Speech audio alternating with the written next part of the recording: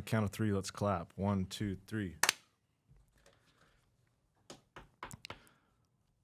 Are you ready for this? I don't think so, but let's go ahead. Okay. I'm in Oakland, California. It's fall of 2009.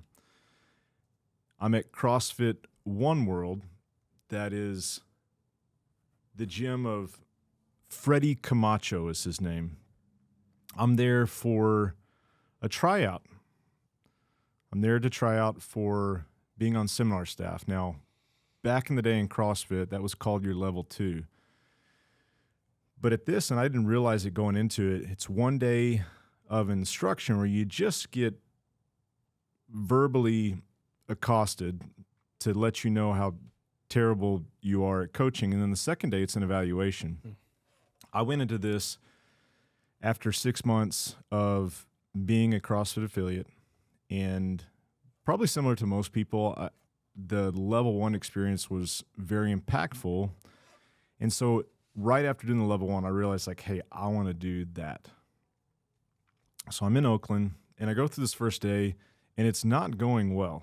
My sister lives in Palo Alto with her husband at the time, and because I was so confident about this going into it, we had scheduled to go to a Ben Folds 5 concert that night, one of my favorites. Absolutely. I get home after the first day, and I say, hey, I can't go.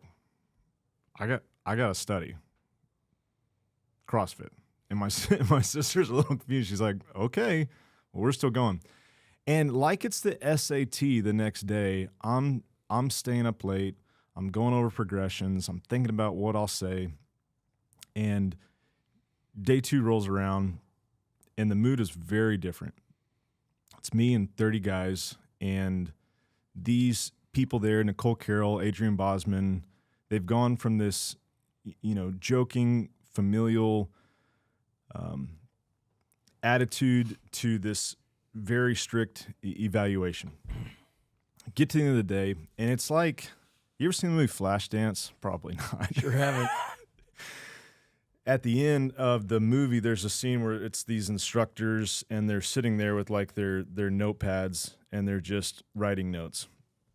And I come in, and it's this very dramatic scene where one person comes out, and you look at this guy, and you can tell by the look on his face if he passed and he'll be invited to be on seminar staff, or they told him, hey, you need to do this again and come back to another seminar. Mm-hmm. There's people there from all over the world.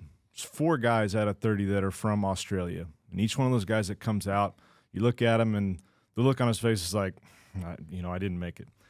I go in there, and, with this whole buildup, it's like, I don't know if this is going to go well. And I get the nod. They say, we like what you got, kid. Okay, we want to invite you out to be on seminar staff, which was awkward because there were only 2 people out of that 30 that got invited. Myself and a gentleman named Eric O'Connor.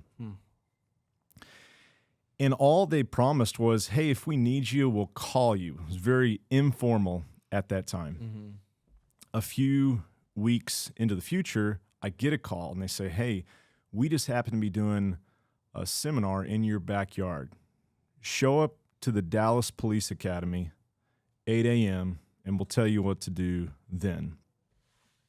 And I show up. This is in December 2008.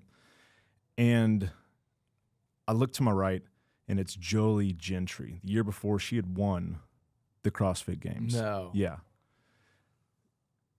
I look in the other direction. I meet a gentleman named Joe Alexander, former Navy SEAL. And I'm surrounded. It's like the scene of a movie where they bring together like this ragtag group of specialists, and, like their picture flashes on the screen, and then it's like typed out below like what their specialties are. Oh, you were with the A-team. Exactly. Mm-hmm. It felt very much like that. And all of that was a surprise to me. From there, at lunchtime, you got to realize that at this point in time, like, we're developing these workouts that will become staples. They'll become classics. They'll become benchmark workouts. And so every lunchtime workout was like a group of scientists getting together, potentially recombining these ingredients to create a potent stimulus. I remember at that seminar, there was an obstacle course because it was at the police academy. And we did something where you had to crawl through a tunnel and then like do thrusters and then like do a rope climb. And it was incredible. And then these seminars, it was never the same. Each one was different. So you'd be tasked with a lecture on nutrition, and this could go for 20 minutes, and you'd finish, and everyone would be like, "Is that it?" And you're like, "Yeah, that's all I got." And then I remember seminars we were going for like 90 minutes, but every time like the person giving the lecture was really skilled at what he was doing. Mm-hmm. And then the last part was that on the end of that first day, you knew that you were going to get into something fun. Mm-hmm. You got together with these people, and, there were weekends where it'd be a restaurant. We'd go to, some club where they only played records. There were seminars where I'd stay up all night long. And so there were so many aspects of this that were exciting and really novel, that it became something that, I felt so honored to participate in. It felt so cool to get in to this, what I would say, like, really impressive group of people. But then you fast forward 11 years into the future, and Joe Alexander, who I met that weekend, is now my superior. He's now basically my boss. Mm-hmm. And I'm sitting at the kitchen counter of my home, and I'm having a conversation with him on the phone, and the conversation is him asking me, "Hey, why are you not meeting the minimum work requirement here? Why are you not submitting these reports that you're supposed to be submitting? And in other words, why are you no longer fulfilling the roles and responsibilities of this job that you've had for so long?" And as I look back, I realized that, so what he said was, let's talk about transitioning to an alumni status. Let's talk about transitioning to maybe a reserve type role. And it was basically the most gracious and gentle way that someone could have said, like, "Hey man, you're fired." Yeah. What year was that? 18? This was after COVID. So I had done just a handful of seminars these last few years. Mm-hmm. And so I tell that story to show, one, that there was great enthusiasm when I started, and then we got to this point where things were drastically different. And so the question is, well, what happened in between? And it's the reason that we're getting together today.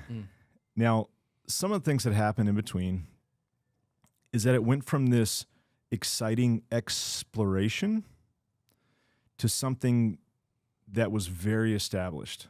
And that's all good, right? I think any company, CrossFit especially, you develop systems, you figure out what works, what doesn't work.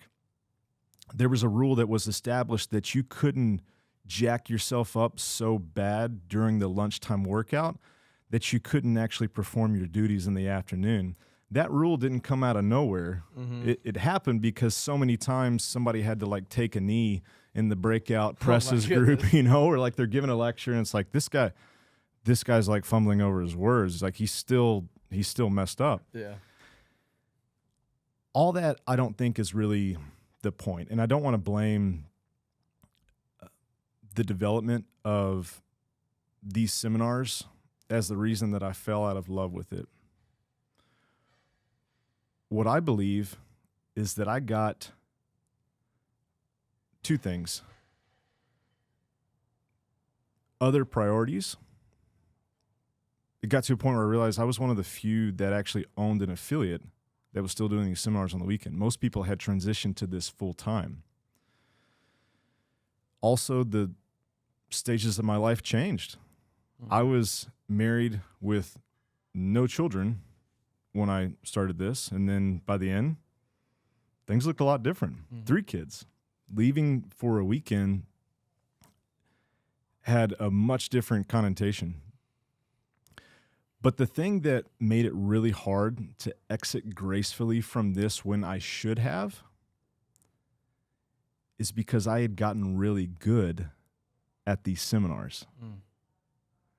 I had gone from just being a bro that was excited to be there to the equivalent of like a Shakespearean actor who for his 1000th performance doesn't really have to prepare for it. I would just drink a lot of coffee. I had the lectures memorized. Roll up on your ruckus. And I knew that if I was caffeinated enough and just excited enough to be there, I could, let's be honest, I could slay. I saw it happen. It's true. Some of the content. Yeah. And furthermore, why it made it difficult, and this is just me being completely honest. I would give a lecture and someone would come up to me and say, that was the best bit of nutrition advice I've ever received. Thank you so much. And if I'm honest, that felt really good. My colleagues who I respected, who I learned this material from, would come up to me after the fact and they say, that was the most enjoyable lecture I've ever heard. And that felt really good. And so this thing developed where if it was a slot machine, every time I pulled the lever, I would get a payout. And so it was really hard for me to move on from that. It was really hard for me to tell myself that I could get that hit on another slot machine. And so as I look back, what I did, given the fact that my life was incongruent to continue with this, but I was still getting so much out of it, is I sabotaged myself. I basically didn't meet the minimum work requirement. I wouldn't submit reports on time as a way, I think subconsciously, to take myself out of the running of this thing that I didn't have any business doing, but I still felt so good doing it. And so on the note, I think we can transition into the topic of choice today. And it's this: when you suck at something, it's very easy to quit. When you've gotten any type of payout, and we could define that in lots of different ways, it's much harder to move on. And so today I think that it would be a very valuable conversation for us to talk about burnout, for us to talk about in the context of fitness and even the applications of fitness, such as sport or anything that you would want to compete in, how to evaluate when the time is right to move on. And so with that as what we call a hot opening in the biz, I just want to say what an honor it is to be sitting here with you. I'm here with my friend and fellow colleague, Chad Kackert. Yeah. Welcome. Thanks for having me. And I'll tell you what, this is an interesting topic because, so the audience knows, last weekend I was competing at semifinals, and truth be told, before those workouts even started, I was really excited to do them. I was really excited, honored to be there. I worked hard for it. I couldn't wait for it to be over. And I just say that because I was so tired. I was just so tired. On the verge of burnout. I said beforehand going in, like, this is the least fit I've been in the last 4.5 months. And I'm about to compete on the biggest stage I have really in my life, just because the competition just keeps excelling or accelerating, or both.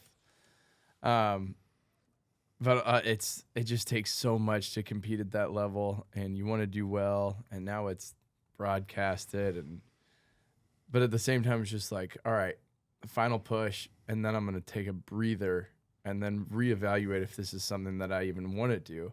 And so this being the topic today, where I got back yesterday after essentially a week off, how hopped in the 6:30 class, took it easy, took the 7:30 a.m. this morning, took it easy, thinking about training again this afternoon, taking it easy, but it's like I'm right back into this rhythm of let's keep doing this thing, because the one hand, yeah, I'm tired, but I can also move forward with an easy pace and just kind of reset a foundation without my life being flipped upside down into some new direction. I don't know which way it would go yet. So I'm intrigued about how this conversation experiment, if you will, is going to go. Yeah, and of the few podcasts that we've done so far, there's some preparation, there's some planning, there's some dialogue that we'll have back and forth, so it's all killer and no filler. We switched that up a little bit today, that we're coming in blind with, yes, you as a fitness professional that has several years of coaching other people, but also as an athlete yourself that I would say has been competing nonstop for how many years? I'm 36. And when would you say you started competing? 9 months before that. I won that race. I made it. But yeah, truthfully, as soon as there was something to compete at, I did it. Like, I remember, if it was recess, if it was Red Rover, if it was, baseball, PE, anything. Even if the competition was, let's see how not serious we can take PE, I would win that. And we got a lot of teachers fired, but yeah, I mean, I've been competing ever since, and I don't know how not to. When you ask me to look in the future, when you're an old man, and when you were to tell your friends, kids, grandkids what your life was like, how you transitioned out of competition, my first thought was, well, no, I didn't. I just found different things to compete at that maybe suited my life or brought benefit to the people around me as well. Yeah, so we're going to get there where I've asked Chad to go through a process that we'll do quite often with our own clients, but I don't know. It's like a magic trick. I don't know what the story is.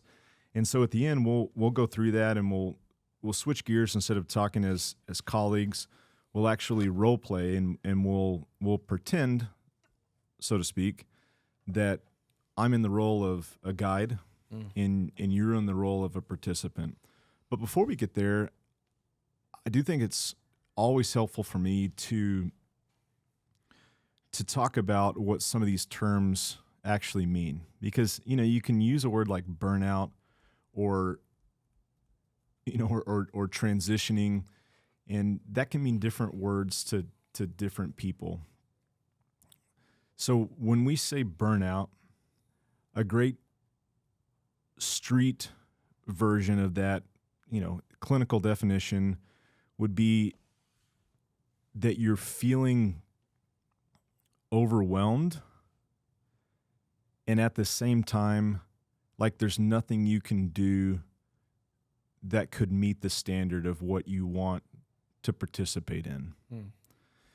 And so it's this purgatory. It's this place of being, and it's important to make a distinction that it doesn't mean that you can't perform, right? Not performing is like, clinical pathology where it's like, I can't go to my job. I can't participate in the sport. I think what makes this so hard is that you still can perform, and quite often very well, but the repercussions of that are hard to handle. For females, a good way to say this is that you are experiencing this emotional exhaustion. And a lot of times as we talk to women, what we start to hear, and as coaches, this is what you want to pick up on, is that they are caring too much for too long about something. And it comes out in the way that they talk. It comes out in the stories that they tell. It comes out in the words that they choose to say. And if we're talking about competition, well, that could come out in just stories of being really tired to get up and to do this thing once again. But I think you could probably hear those stories in the way that they approach weight loss, the way that they approach just general performance goals for health. For men, on the other hand, a lot of times it comes down to what they call a depersonalization. And here's the interesting part.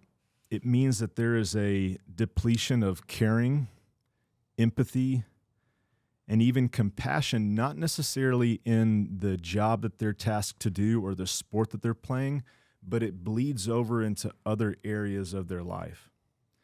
And so if you're listening to this and those things you feel like represent you, well, it just means that there's a overwhelming amount of pressure that you've put on yourself for this one particular thing. And oftentimes it's found, or it shows up not in that thing, but in the other areas. So, I think that's a good place to start. So as we talk about this, it's clear what we mean by that. I didn't make any of that stuff up. There's a gentleman called Herbert Freudenberger, who is like he's the dude that basically like came up with all this stuff. And it hasn't been around for a really long time. This is totally a tangent, has nothing to do with sport, but he originally was just talking about this in the workplace, or if you're a caregiver, how it's very easy to burn out, which could probably be another episode where we just talk about being burnout as a coach. But I think these concepts can be expanded into sport. They can be expanded into practically anything that you care about. What do you have to say about that? I mean, I had some lights going off with those conversations there about how it bleeds into the other things, and I've had a lot of these thoughts, so I understand what you're saying. Mm-hmm. I'm looking forward to seeing where this goes. So if you're listening to this and you're a coach, you want to just be aware when primarily these things are presented to you in conversation, even when they're not talking about it directly. But the way that guys speak is typically indirectly. They won't ever admit that they're burned out of the thing. But if you're attentive enough, you'll see that the other things that they also care about are potentially falling by the wayside. Now, that's cute and fun to talk about, but what we want to discuss is, what do you do? How might you prevent burnout? And I've seen you do some of these things over the years, because how long have we worked together? Coming up on 6. Coming up on 6 years. And so Chad has, ever since we worked together, done a wonderful job of going from entering a new decade of life, transitioning into a new sport. So when we first met, you were really just getting into transitioning from competitive football, professional football, into CrossFit. And I've seen you tackle some of these things and handle them very well as a way to extend this longer and longer. And so if you find that you're in this place, you find that your client is in this place, one of the first things you can do is figure out, okay, what can I control and what can I not control? Whatever those things are, the things that you can't control, and typically this is looking back retrospectively, you want to do what's called a positive or a cognitive reappraisal. And that means that you're not going to roll a turd in glitter and say that it doesn't smell and that it was awesome. But the experiences that you've had that you can't do anything about, you do want to try to forge great meaning into those. And I've seen you do that. There's a few times that you've competed, and wonderfully so, the story that you come back and tell about that isn't one of, and this is regardless of how you placed, whether you won the thing or you fell short of first place. Mm-hmm. There's always a wonderfully metaphorical and moral story that you've attached to it. Do you realize that you do that? I try to be intentional about finding something more than just a physical result. Mm-hmm. I think that thing, whether you realize it or not, is something that has allowed you to keep doing this probably over a lifetime, right? Because you can only win so many times. Right. And like the story you told last time, there were some great lessons that came that had nothing to do with the scoreboard. It had nothing to do with you winning or with you losing. Mm-hmm. Any come to mind in particular? Oh, I mean, even just this last weekend, I explained this to my buddy. It was like, imagine if you booked your trip to the Maldives to surf, and it was just your dream vacation. You trained for it, you prepped for it, you got all the right gear, you got out in the water. Is this the guy that says a stealth mission is a weekend surf trip, or like when you go out of town? We're in the same circle. Okay. And I was like, just imagine if you take that trip and you just didn't catch a single wave. Like, you went there to do that, to, you know, put your training to practice, to enjoy it in some exotic place, and you just didn't get up on a single wave. Like, that's what event 2 felt like for me. Like, I've seen this go better.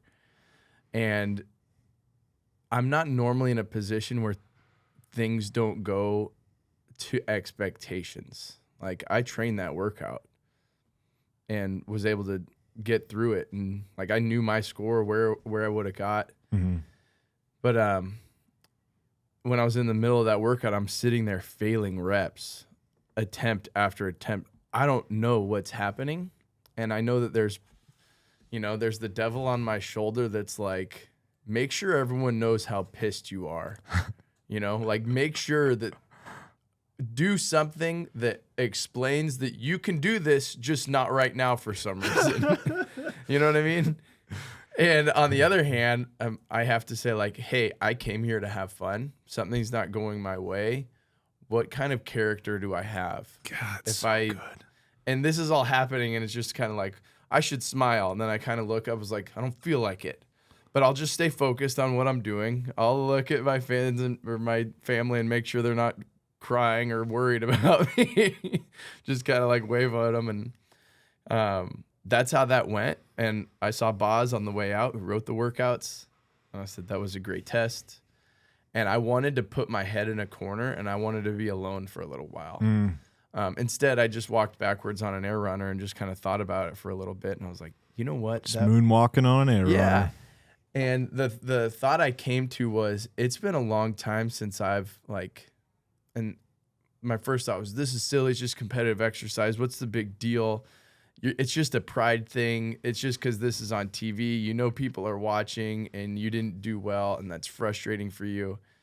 But on the other hand, it was like, it's been a long time since I put effort into something, and it didn't go anywhere close to the way I thought it was going to go. And it's just a reminder, like, it's so easy to forget this, especially, it's really easy to say right now whenever there's nothing on the line. Hey, man, adversity is going to make you stronger. It's going to build your character. But I remember sitting there being like, oh, I haven't been this frustrated with something for myself in a long time. Mm-hmm. This is good. This is good to be frustrated.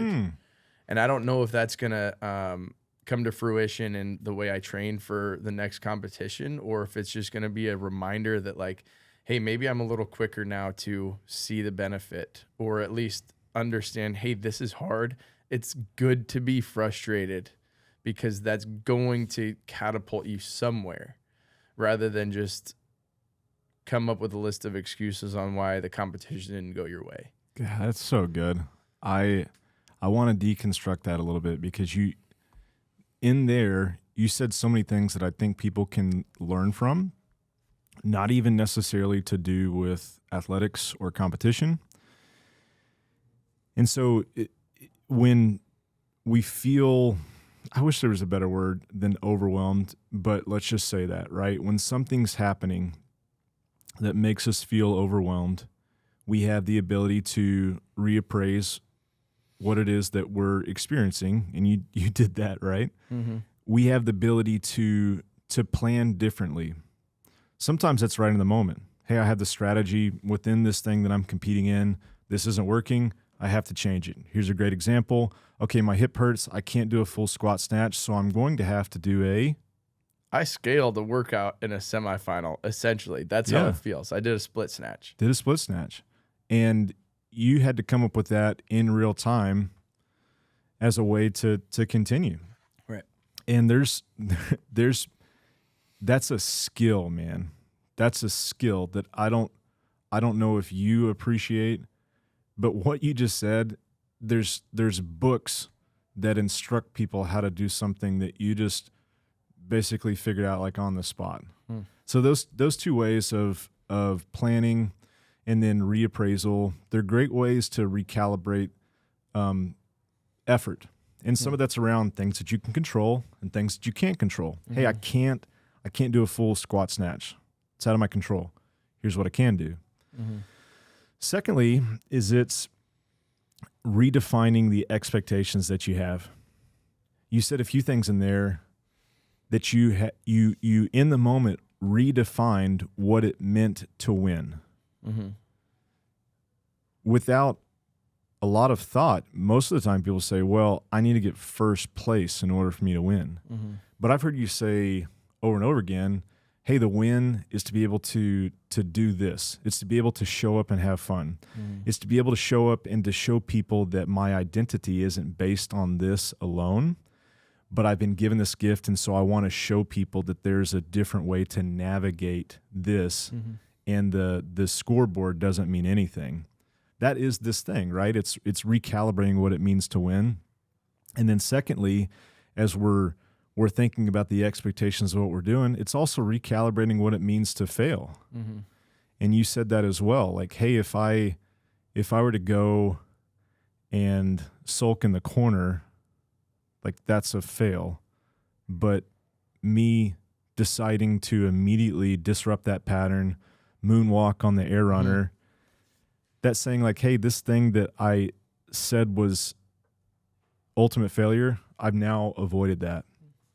So I hope that those 4 criteria are helpful for us as facilitators. These are easy questions that you can ask clients. Hey, as you're going into this thing, what does it really mean for you to win? What's a win for you? And you can premeditate on that. Hey, what does it really mean to lose here? Mm-hmm.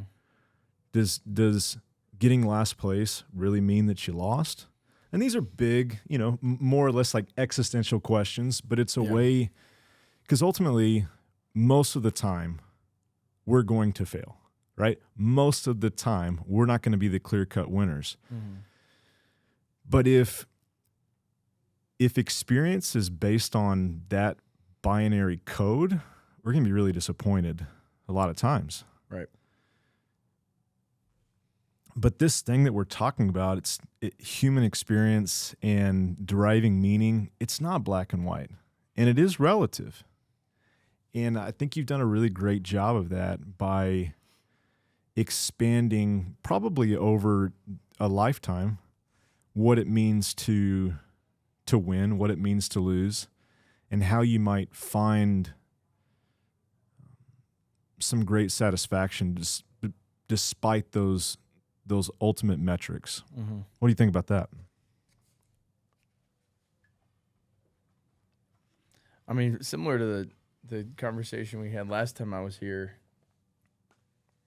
when there's stakes involved, when there's a cut, when there's a clear performance marker of failure or of not winning, like the first time I had a big competition was TFX in 2018.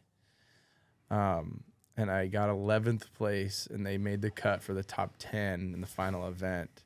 And I remember just like sitting there by the crowds, like if someone had to leave and can't be here for this, I'm going to jump in. But I wanted to be in that last workout so bad. And if that's not there might not be much ambition to try to do something else. If you get through the CrossFit Open and you did the whole thing as prescribed, but one workout was an absolute blow up, that athlete is unlikely to just give up on competitive fitness, where it was like that one thing I can focus on and improve. Next year will be way different. It gives them something to look forward to, as opposed to like, hey, everybody, here's your free trophy. What does that person have to work for? Mm-hmm. So there's an aspect of it doesn't have to be competitive, but I think when you have an aspect of, am I improving? Is there somewhere where I can do better? And are there stakes involved? And that person has, I think, just a natural push for their ambition to do better. Yeah. And I don't think that happens without there being a, what do you see as a win? What do you see as a loss here? Yeah. Yeah, that's awesome, man. And so I think there's lots of things we can do to change the perspective that we have on this. Mm-hmm. But there will come a point where circumstances, like the story I told at the beginning, tell us, if we're really paying attention, hey, it's time to move on. Mm-hmm. This was wonderful. We honor this experience. It was great. But we've gone through all those protocols of preventing burnout. And yet we're at this place where now it feels incongruent with the rest of our life. This is where we have to decide, hey, is it time to quit? Is it time to move on? Now, this is something that I have struggled with. I told you one story. I got 15 stories where I have taken something too far because I've told myself that it means I'm a failure if I quit something. That's the hook line right there too. Yeah. It's not just, oh, this little thing, I teased it out and I figured all this stuff out, and so now it's time to move on. It's bigger than that. It's, I have weakness. I'm a failure. I didn't fight hard enough. I didn't believe. And those lies right there have caused lots of pain. Yeah. They've caused me to take my eye off of the ball of things that really mattered. Yeah. My wife, my family. And here's why. So I thought about this. I tell myself that if I'm pulling this slot machine and it's giving me a payout, I've told myself none of these other slot machines in this sea of a casino are going to have the same percentage.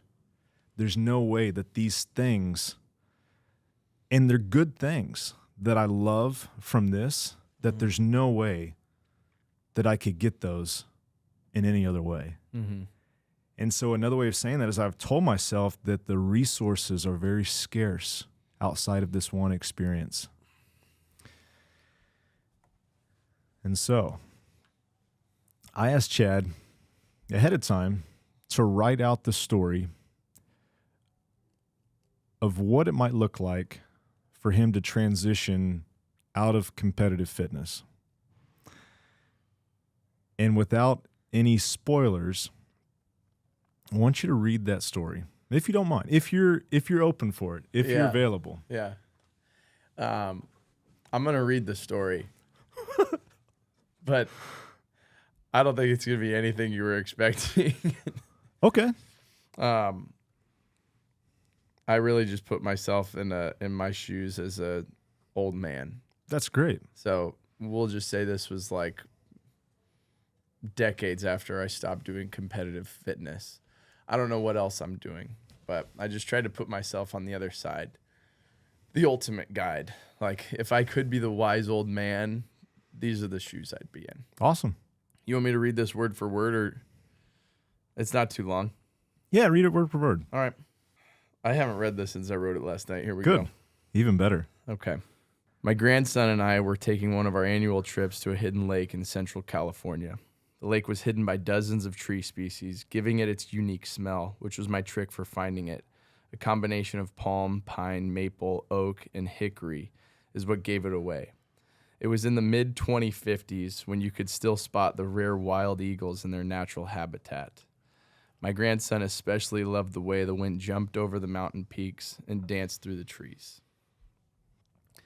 We'd sometimes fish, we'd sometimes skip rocks or build our own fires, but we would always talk. My grandson carried the family trait of curiosity.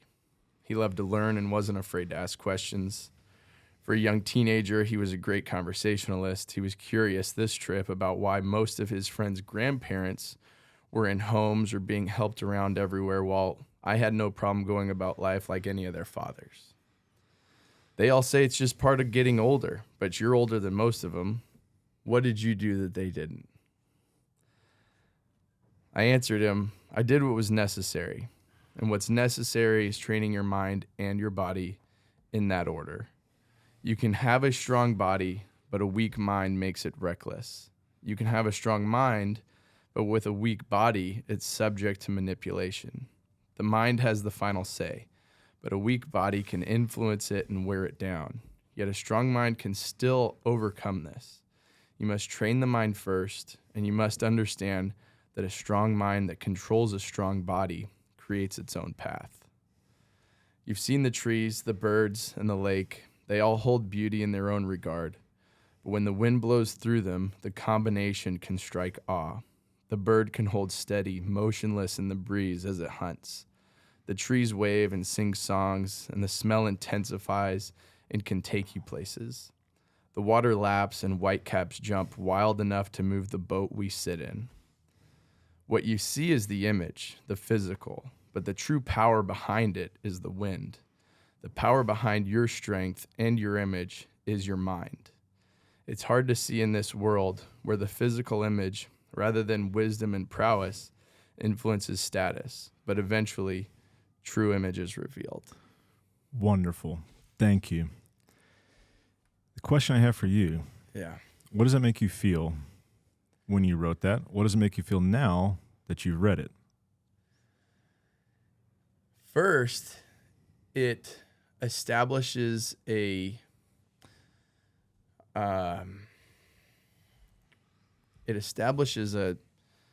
system, a way to think, a line of action, where what we do in the gym is much more meaningful if there's more purpose behind it, like training your mind.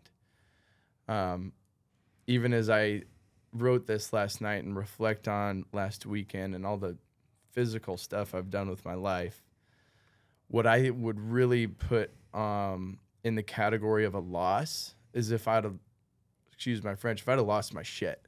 That would have been a loss. If I'd have thrown a fit, if I would have just shown everyone that, like, I care too much about this physical performance that I'm willing to make myself look like a fool, that's a loss. And I'm grateful I didn't have to do that because I got tested. But after writing that, it kind of holds me to a standard of, I know this to be true. Am I following through with it? Scale of 1 to 10, 10 being very high emotional charge, 1 being I feel nothing. What's your number? When reading that story, I mean, it's an 8+. Where do you feel it in your body? I feel it around my eyes. I think my love language, that's a thing apparently, is sure. There's books about it. But if I had to pick one, it's words of affirmation. And so when I speak something that is meaningful to me, especially if, like, I can put myself in a scenario where, like, I don't even know what it's like to have a kid. I have a nephew and a dog. That's as close as I've got. But to, like, think of having a grandson and being able to, like, impart knowledge on him and be the wise old man, that gets me pretty fired up. And that I feel a little closer to the chest. I want you to read not the whole thing. Yep. But there's one paragraph in there. Yeah. May I? Yeah. The paragraph I want you to read is, I did what was necessary. Okay. And I want you to read it at about 70% of the speed that you read it at before. Just that one paragraph. Slow it down. I'm going to slow it down. I did what was necessary. And what's necessary is training your mind and your body in that order. You can have a strong body, but a weak mind makes it reckless. You can have a strong mind, but with a weak body, it's subject to manipulation. The mind has the final say, but a weak body can influence it and wear it down. Yet a strong mind can still overcome this. You must train the mind first, and you must understand that a strong mind that controls a strong body creates its own path. When you slowed it down, Mm-hmm. what feelings, emotions, thoughts came from that? Well, first, I felt like it was a little easier to follow. There's a lot of layers there with the way that's unpacked. But the feeling or emotion behind really digesting those words, I would say it's a calmness. It feels like it takes the pressure off.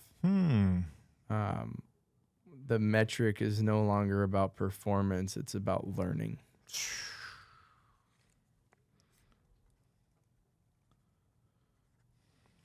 Scale of 1 to 10, 10 being very intense, 1 being low. What's your number now? If I was at an 8.2, I'm at an 8.5. Where do you feel it now? In the back of my shoulders. Yeah. So is that changing my posture? There's no wrong answer here. All right. We're going to read it one more time. Just that one paragraph. That one paragraph. All right. And I got you. Each period, I want you to take a big breath in and a big breath out. All right. I did what was necessary. I'll breathe with you. There it goes. What's necessary is training your mind and body in that order. Really taking it in. You can have a strong body, but a weak mind makes it reckless. You can have a strong mind, but with a weak body, it's subject to manipulation.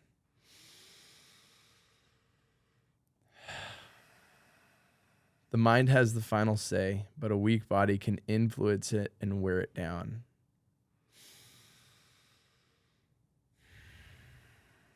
Yet a strong mind can still overcome this. You must train the mind first, and you must understand that a strong mind that controls a strong body creates its own path. Beautiful. Slowing it down, getting the breath in there, making it more of a full body experience. Any clarity, any thoughts, feelings, emotions. You can do no wrong by me.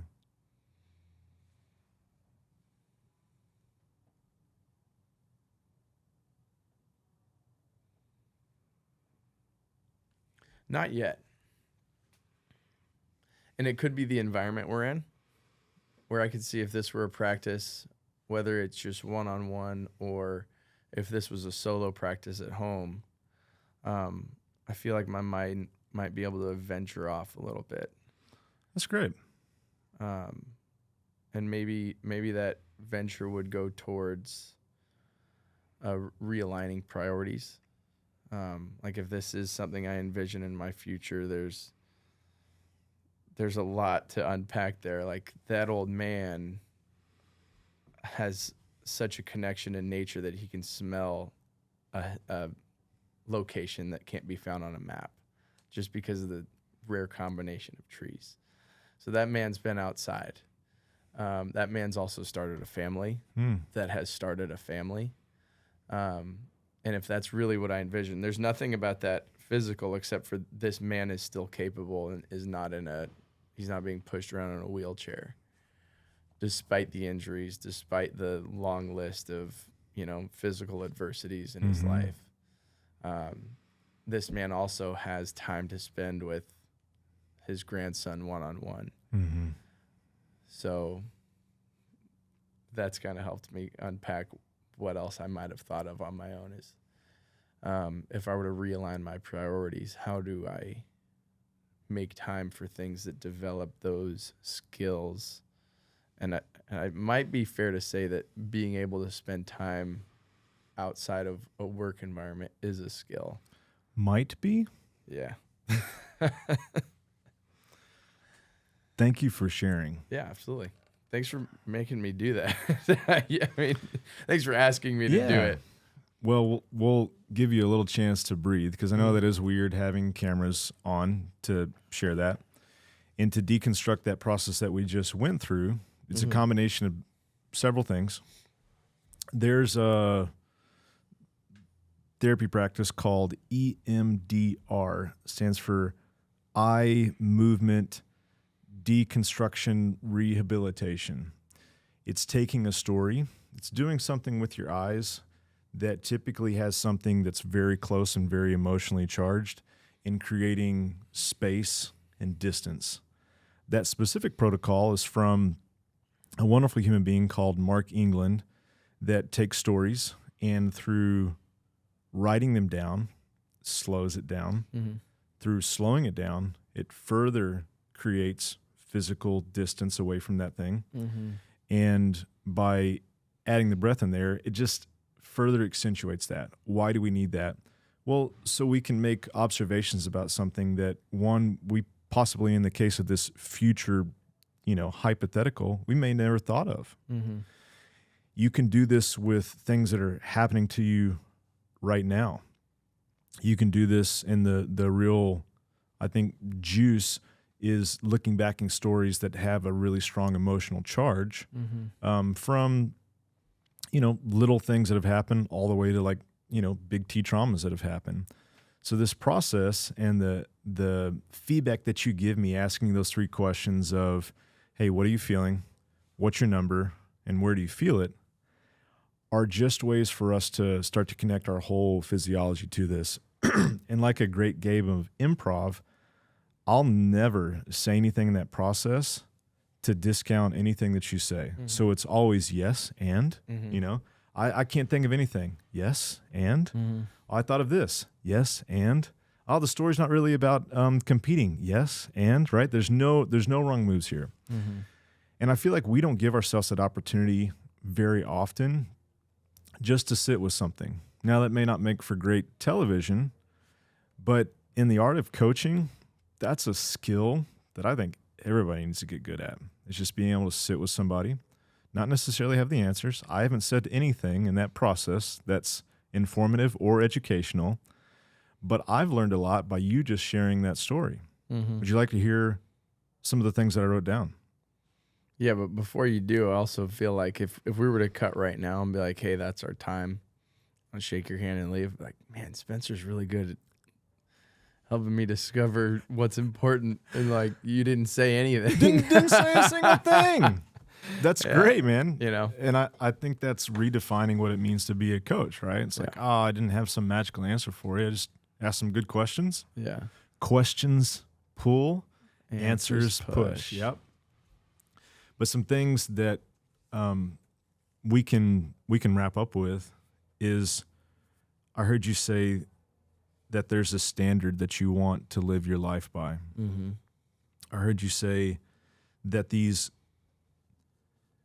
words of affirmation, the ones that you want to hear, isn't that you were this Adonis of athletics, but that you were an effective guide for people, right? I didn't tell you that you had to write a story about you talking to your grandson. Right. I didn't say anything or give you any direction about including those things that were really important to you. It also stuck out to me that a lot of this is training your mind in addition to your body, that what's important to you is composure, and what's important to you is being tested. And so the question I have for you is, do you need to compete as a CrossFit athlete to accomplish all of those things?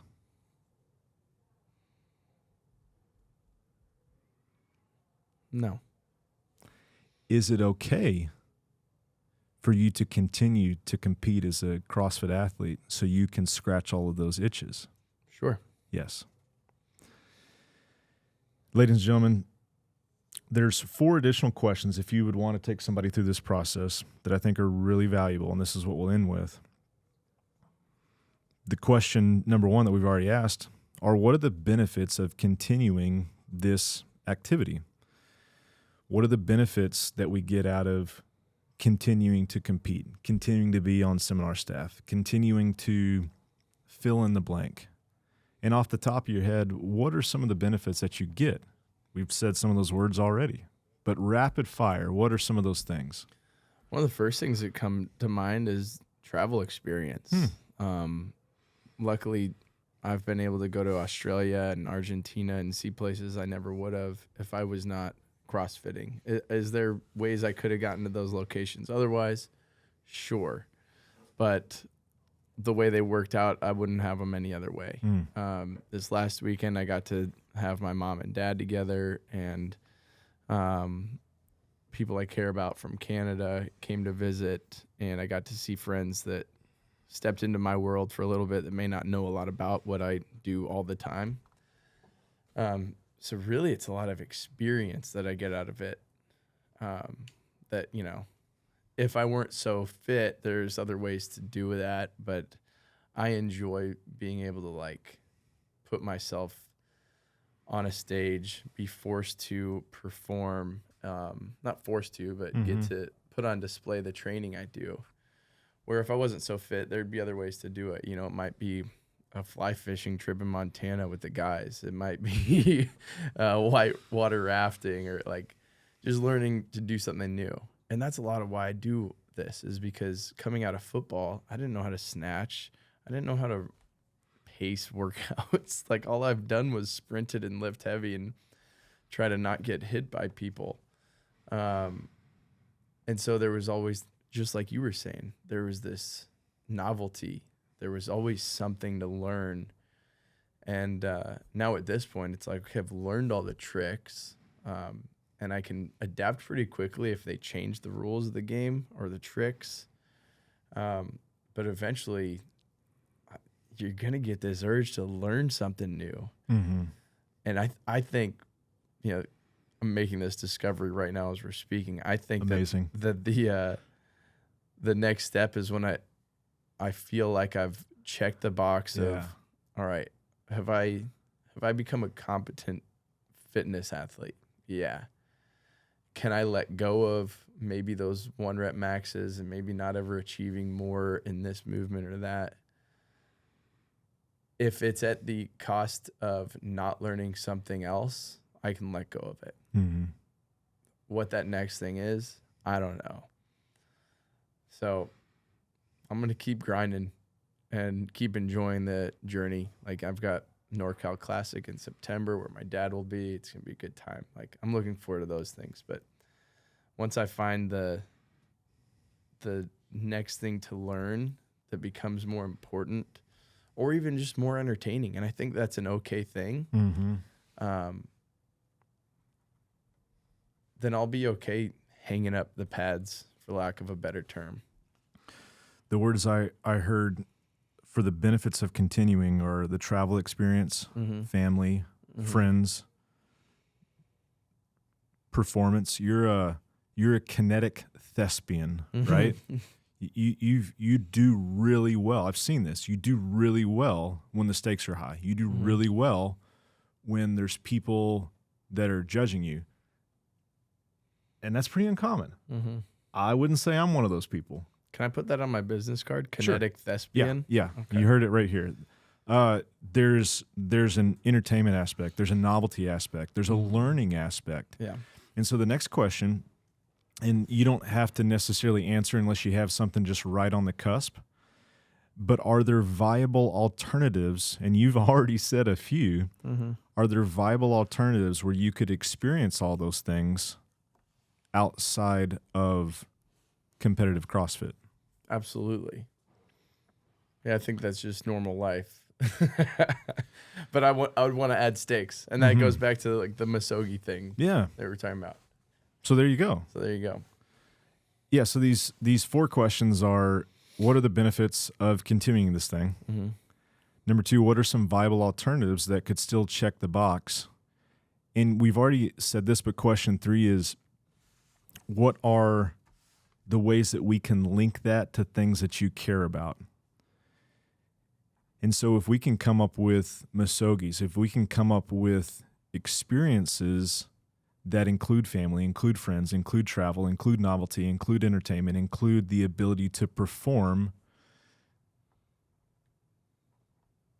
then as we're pulling that slot machine, what we've done is we've created a very rich bit of resources outside of this one thing, where we say, oh, you know what, this isn't the only way that I can fulfill those things that are really important to me. Yeah. Hey, look at all these other slot machines that I should probably go pull and see what happens. This thing we're talking about, we didn't make up. In psychology, it's called explore versus exploit. Explore is, I'm going to go try some new things for a lot of the reasons that you described, because it could potentially be the next thing that's awesome. What are we doing right now? It is the thing that I have explored to scratch the itch from seminar staff. At that time, I had no concept that I could do something like this that would scratch all those itches of delivering a lecture, of helping people, of speaking into things that I'm really passionate about. Right. And voila. Yeah. If someone had put this in the process that we're going through years ago for me, I probably would have gracefully exited years earlier. And so I think those 3 questions are really powerful because it changes the landscape of what's out there. Benefits of continuing, alternatives that provide those benefits, links to, what was that one? Things that matter. And you did a great job of saying those off the bat. Okay. And then the last question, and I think it's good to go in this order because we don't want to lead with feelings of failure, of shame, of regret, which is one of the hard parts of this, right? Why do we not go into something else? Because we think we'll regret not doing the thing that we're currently doing. Yeah, or you don't want to feel like you quit something. Exactly. And this last question is, what is the cost of continuing? What are the drawbacks? And that question typically brings up all the reasons that you're not having a great time with what you're currently doing. Oh, training 4 hours a day isn't fun? He said it, not me, ladies and gentlemen. He said it. Feeling like you don't have enough time to do your job isn't fun? That's a cost. Yeah. So BALC, benefits, alternative, links to things that matter, and the cost of continuing. Yeah, and as guy, you're listening to this and you want to take yourself through this process, you'll know it's time to move on if the costs outweigh the benefits. If you can't come up with a lot of viable alternatives, it probably means that from a behavioral standpoint, you're not going to change. If there doesn't seem like there's anything good enough out there for you to move on and explore, you're probably going to stick with what you got. But if you can decide like, oh my gosh, there's a million ways that I could scratch all these itches, and oh yeah, this thing is costing me quite a lot, and it's actually preventing me from exploring some things that are really important to me, like things that you and I have talked about, then it makes this decision process not really about you being a failure, not really about you not believing enough. It's just like, hey, I took this as far as I need to, and now I'm ready to go explore the next thing. And I think that's probably a great place to land the plane. Absolutely. Any final thoughts? This was great. Thanks for letting me be the guinea pig or the demo guy of the process, because it was actually like I had an idea what was coming, and it's still really helpful. Well, thanks for being so brave to do that. Absolutely. I got to say, I love you, man. Love you too, man. This is great. Thank you for your vulnerability, your honesty, and thank you guys for listening and allowing us to deconstruct a process that typically just happens behind closed doors around here. Yep.